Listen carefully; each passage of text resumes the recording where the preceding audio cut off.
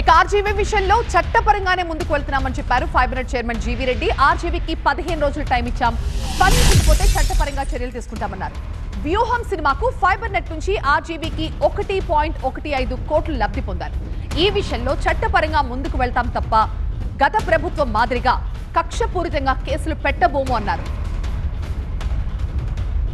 మా political governance 1.1 మా ముఖ్యమంత్రి గారు క్లియర్గా చెబుతున్నాం, మనం ఎక్కడ కూడా కక్షపూరిత రాజకీయాలు చేయొద్దు, 1-2 సార్లు అవకాశం ఇమ్మంటున్నాం.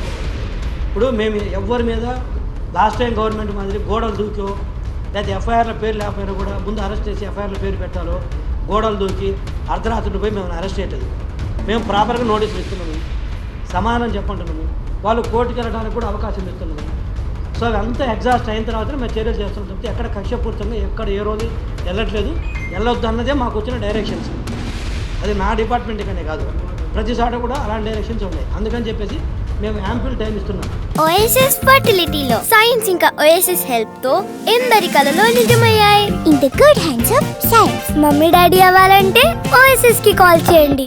వాళ్ళకై వాళ్ళు వచ్చి తప్పు తెలుసుకొని తప్పు చేశారు, వచ్చి ఇస్తే బాగుంటుంది. అయినా కూడా మేము కావాల్సినంత టైం ఇస్తున్నాం. ఆ సమయాన్ని కూడా వాళ్ళు వినియోగించుకొని రెస్పాండ్ కాబట్టి డెఫినెట్గా విల్ టేక్ యాక్షన్.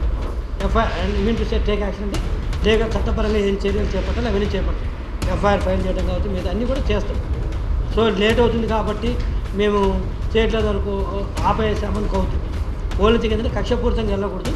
మనం వాళ్ళ రాజ్యాంగపరంగా వాళ్ళకి కొన్ని హక్కులు ఉంటాయి కాబట్టి వాళ్ళని గౌరవిస్తూ వాళ్ళకి ఇవ్వాల్సిన టైం వాళ్ళకి ఇస్తున్నాం.